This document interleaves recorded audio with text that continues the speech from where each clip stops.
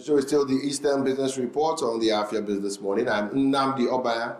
When the new bus terminals at Holy Ghost, Abakpa, Garki, and Nsukka were planned, there was palpable excitement as well as a little reservation that this could be another government project that would not see the light of day.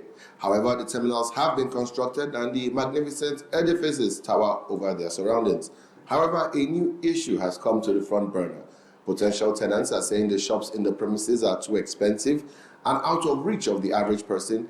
They feel they have been outpriced and the government may not be fair with the pricing regime. But are the shops too expensive or are the people being unrealistic? And to help us answer these questions is economist and consultant Dr. Ifediora Amobi, who joins us now. Good morning and good to have you here. Good morning, glad to be here. Let me start from the very start. The government, when they first came out, their pricing was 50 million. That was the first price we saw. We saw Holy Ghost Terminal 1 and 2 large, 50 million. Holy Ghost Terminal 1 and 2 medium, 30 million. Garki medium, 20 million. Abakpa medium, 20 million. Nsukka medium, 20 million. These were the first prices that came out. And everybody lost their minds. In your opinion, were these prices too high? Was the government being realistic or were the people being unrealistic? Well, government has its reasons for putting those prices. Now, that one is agreed upon. Whether they are high for 50 million naira for a shop, I think it's on the high side. And I actually understand why people would be surprised or even kick against it. This is an area that the government rebuilt, displaced some people who were there before. No matter how, in what condition the shops or the stalls were then, but they moved them, rebuilt it, and now, put a price on it. And, one would actually ask, first and foremost, what's the basis for that high price? I mean, 50 million, 30 million, 20 million. And I guess what the government is asking for is an outright purchase of these shops. Okay, now, what I would have thought, or what I would have done, or even advised the government was, even if you put 50, 40, 30, 20 million naira on a shop, make it in such a way that the beneficiaries or the buyers of those shops can at least find them affordable, one. Two, know that there's value in it. Because, I mean, a new terminal, yes, as attracting us, and as much as we commend His Excellency for that, is also built for the people. And these are bus terminals where the users are not high-end, business travelers, business class travelers at the airport. These are bus users. And so they have to come there and you expect them to shop at these places, at these shops at the terminals. If the shops are outrageously overpriced, the products in the shops will also be priced accordingly. So whatever the average bus passenger is buying from those shops, they're going to be buying it as a premium. And so question now is, do you have the caliber or the class of people, the footprints around there that can afford to buy, whether it's a biscuit or even, a Coca-Cola or something, at a premium price? And if they are not purchasing, then the owner of the shop is not, making profit. So what I would have done was, I'd say, okay, fine. Let us as government, I mean, I'm not government, but no, I'm just letting let government come up with a scheme, a financing scheme, either in collaboration with the bank or even, on its own, and say, okay, we've built this beautiful edifice for the people. We want the people to use it. We want the people to find, get full value out of it and satisfaction. We're going to say, okay, at 50 million or 30 million naira, we'll stretch it for between 3 and 5 years and finance it. So if I am taking a 30 million naira shop, for instance, and it's financed for, say, 3 years, that's about 10 million naira a year. Yeah. It's easier for me to pay on an annual basis or even a monthly basis, because that 10 million naira a year gives me roughly about 800,000 naira a month. Yeah.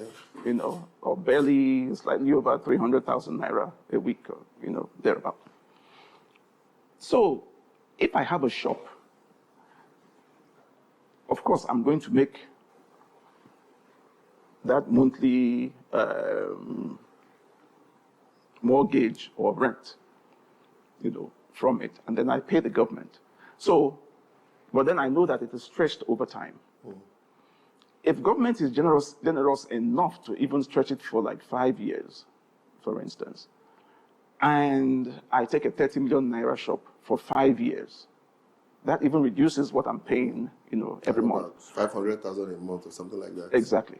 And this is at zero deposit payment. What it means is that if I really want a shop, a 30 million naira shop, but I only have 10 million naira, and I say, but this is what I have. What I'm now financing is 20 million. So 20 million stretched over 5 years barely gives me 200,000 naira a month. So that way, the burden, that financial burden, is less on the prospective owner of the shop than just saying 50 million naira, 30 million naira. You know, I also thought of this thing when I saw it, that, you know, they are saying pay. I have not seen anything like financing.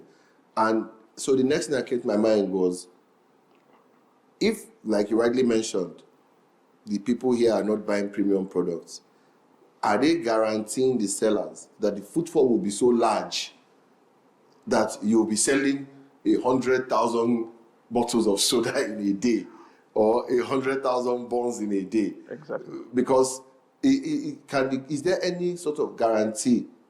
Because the terminals are also right next to a major market, which is its direct competition for any purchase. Yeah, absolutely.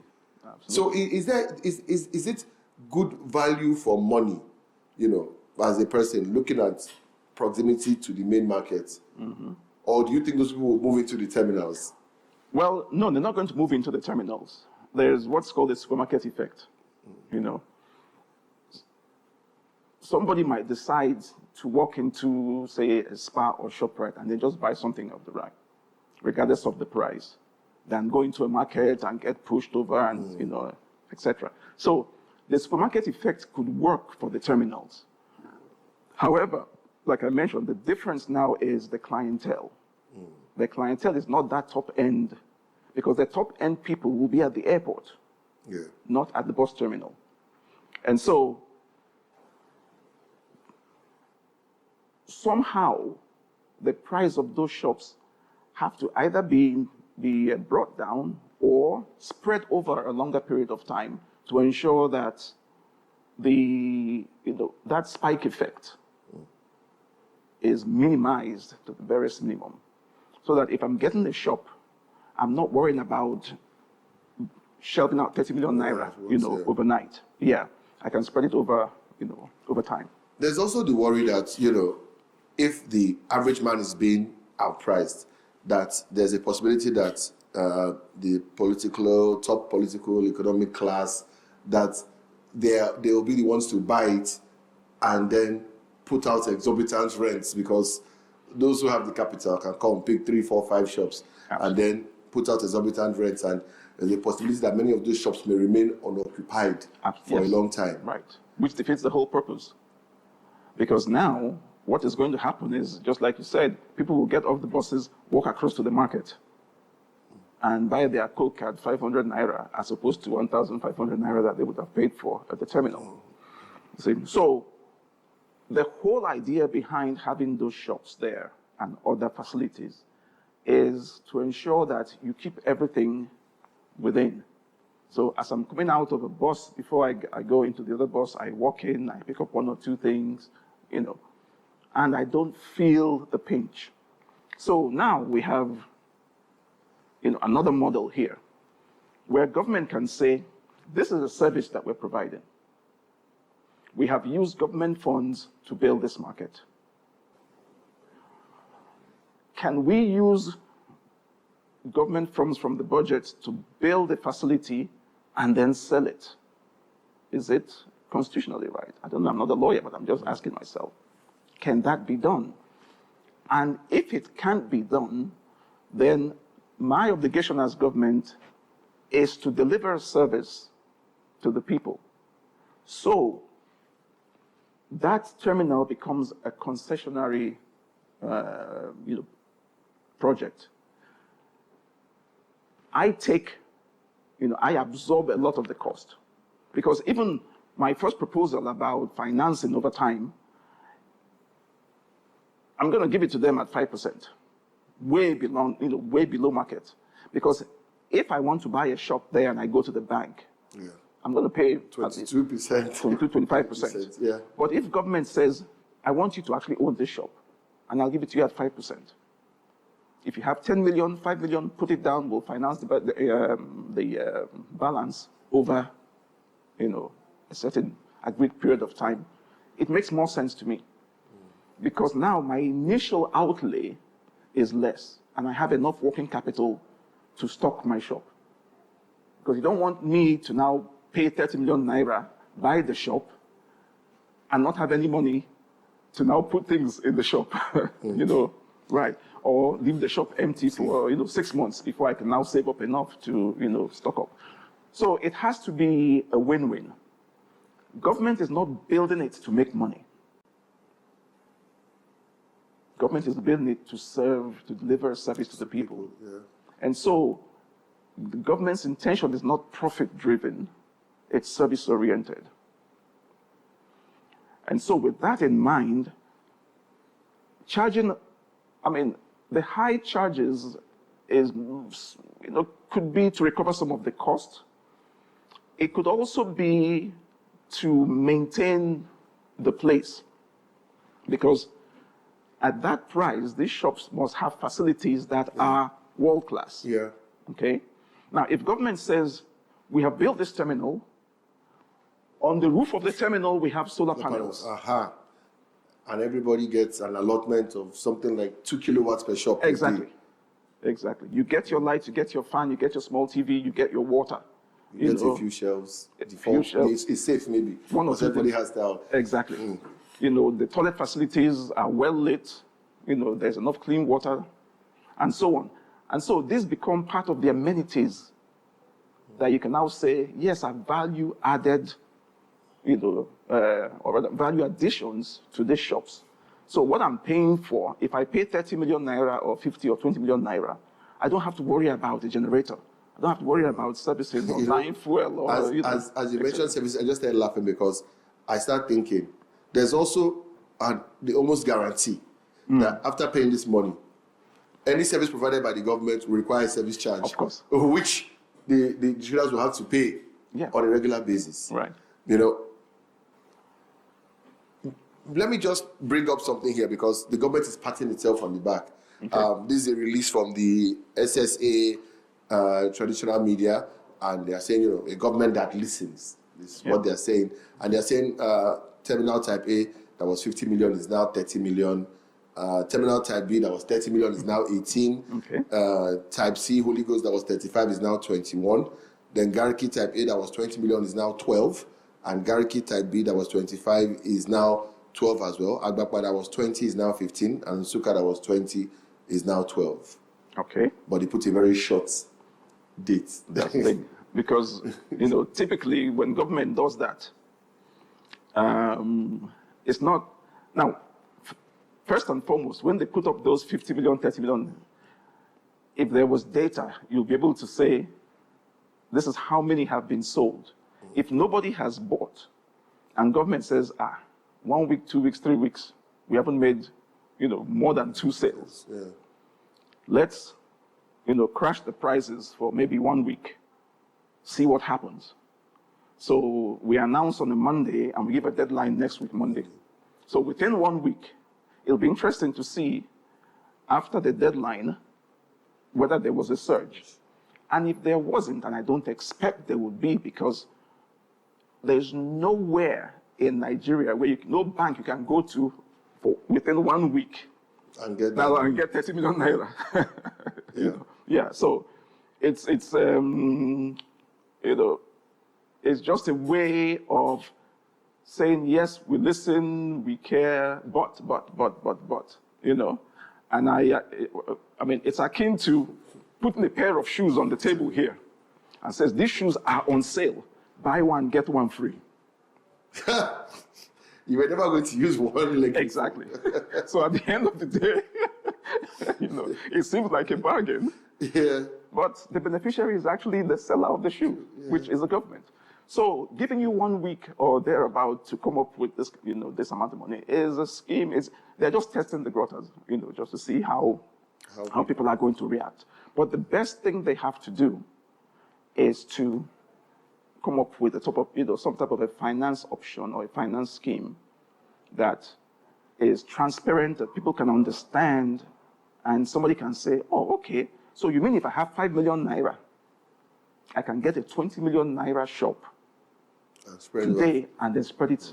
Yeah, because, I mean, the governor just finished 2 years, right, of office. So there's still another 6 years to go, if he gets reelected. And so, by the way he's going and all the goodwill and everything, he can say, yes, I can do a 5-year financing. I'll still be in office.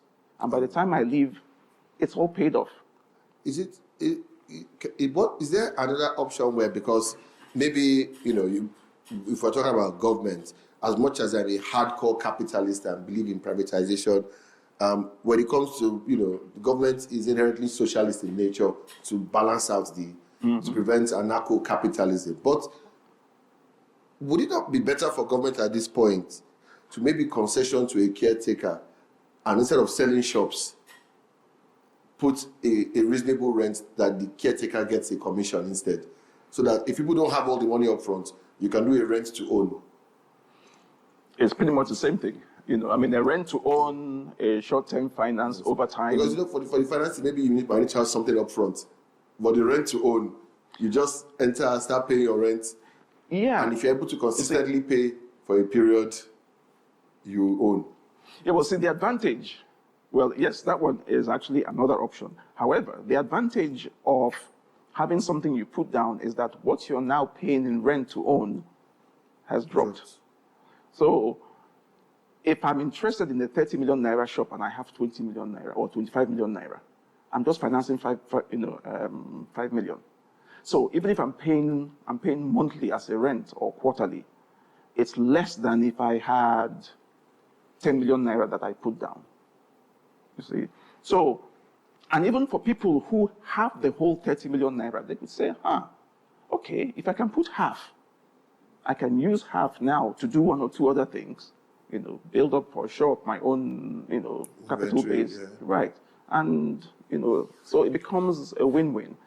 Yeah, so, rent to own could work. A concessionaire will have to be, it's a whole bidding process. Just as a caretaker concession, just a caretaker concession where somebody is more or less a facility manager. So you're in charge of cleanliness, security, energy, everything. Maintenance and all and that. you collect rent from the people. Yeah. But then there's the next leg of it now, which is these new prices they brought. I've not even asked you, what's your opinion of the new prices they put? 20 to 12, 20 to 15, 25 to 12. My first question would be, if you can go that, because we're talking about 30, 40%. Yeah. Right. So if you can crash the prices like that overnight, and even within that week, if people just rushed and bought those shops, then that could actually be the real value of the shops. So what you have actually done was overinflate the price of the shops. And the reason I ask is, at a bus terminal, regardless of whatever country you're in, like you rightly pointed out, what is a bus terminal? The things available are different from an airport. Mm-hmm. Even in a foreign airport where you might see a Starbucks, or you go to a bus terminal, you're going to see Mexicans selling tacos. Exactly. You will see food trucks and things like that. Exactly. In Russia, the same thing. Mm-hmm. You're going to see. So the people who are going to be Nigerian, I'm thinking of what are the things you're most likely going to see. One, people selling food. Yeah. People selling drinks. People selling snacks. Yeah. Then people selling phone accessories like earpiece, charger. Yeah, exactly. These are the people that are going to be there. You know, what services might be there? Maybe the adventurous barber or nail tech, who knows that there's enough traffic to get. Right. But I'm thinking of which of these people? Is it my barber? Is it my phone accessories guy? Yeah. Which of these people has that money to buy this shop? See, the difference between the bus terminal and your shopping mall is that you don't have an anchor tenant in the bus terminal. You're not going to have like a ShopRite or Game or Spar or, Ruban there. No, you're going to have small shops. Yeah. The most you can have will be something like a Kilimanjaro, maybe Ntachi might come and open up something there. Right. So it's at that level where people already know what the prices are. So if Ntachi comes in there and opens up, an eatery, and is charging twice or three times what they are charging in New Haven or in Business Layout, they're not going to last. You see? And for what they paid for that place, when they do their numbers, they might even break even in 75 years. And they figure, well, it's not worth that investment. And so, there's no way you're going to have that premium pricing there because you're not going to have those premium customers. Yeah. Right. So at the end of the day, it has to be, that's why I said it's a service, it's not a product. A product you build, people pay for. A service you build, you give to the people. You provide that service. It's part of the service delivery. Transportation is a service. People are not buying the buses, they're just riding the buses. And those things can be discounted. Government can consider and say, okay, to even increase footprints there, if the buses are charging 12,000, for every 1,000, government will provide 200 naira or 300 naira. So what you now have is the prices in the terminal crash. If you're going to now enter a bus on, let's say, Otiba, for instance, right? You're going to pay more there. But if you go to terminal at Holy Ghost or Garki, you pay a discount because the government is subsidizing that. And they can do that for the first 2-3 years and then gradually ease off the subsidy. By then, you've already gotten that critical mass. The shops are full, the footprints are there, and it becomes. And so now that concessionaire or management company now takes over the maintenance and the cleanliness and everything else that goes on there, and then they can charge them, maybe 10,000 naira a quarter or so, for each shop, to make sure that the lights are on at night and the place security is provided, all those other ancillary services are there. Before I let you go, I have to ask you this question because I looked at the terminal, I'm looking at the shops, and maybe it's just me and the fact that being in the media, I know how we move at odd times. I was hoping that there will be something in there, like transit accommodation, small, cheap motel facilities. I mean, it is a bus park. People will arrive late in the night, very early in the morning. And if I'm coming into town to do one thing one day only, right, I might as well take a room at the terminal, do what I want to do, right. and be back at the terminal. Yeah. But I see nothing about on-site accommodation. Yeah, that could come. Well, I don't know how that project is phased. Maybe the next phase will now be something like that, overnight travelers, because you don't just build and then walk away. If it's a service you're providing, you have to keep improving. You have to keep going and keep going. And if it starts getting too crowded, there must be a decongestion plan to either spread it out some more or do something to create that space and make it healthy and safe in the long run. So it's a good observation, and it's actually good to have something like that because buses are going to come in like 9 p.m., 10 o'clock at night. You don't want to start jumping on a keke and taking that risk of going somewhere, especially if you're a first timer into Enugu or you're with your family. You want to, you just walk across, pay for that room, get your rest. Yeah, and you have facilities like that in and around, Holy Ghost and so on. So, but those ones are provided by the bus companies. So if you come in with, say, Chisco or one of these ones, they have something like that, a few rooms for people who would want that service. But what you're saying is something on a larger scale. A larger scale, yeah. Yeah. So what government can do is provide space and attract, an investor to come in and do like a small B&B. Yeah. Nothing fancy. Hotel standards. Yeah, exactly. Red roof type. Yeah, you just do that, and maybe have a simple early breakfast, akamu pap, or akara. Once they wake up, they grab something to eat, and they're on the bus, on the way out. Yeah, that could work over time. Well, I mean, I hope the government takes suggestions. Some of these suggestions, I hope they are watching, and I wait to see how it will unfold. Unfortunately, I will still keep trying to get data, but we're having issues getting data from how many people.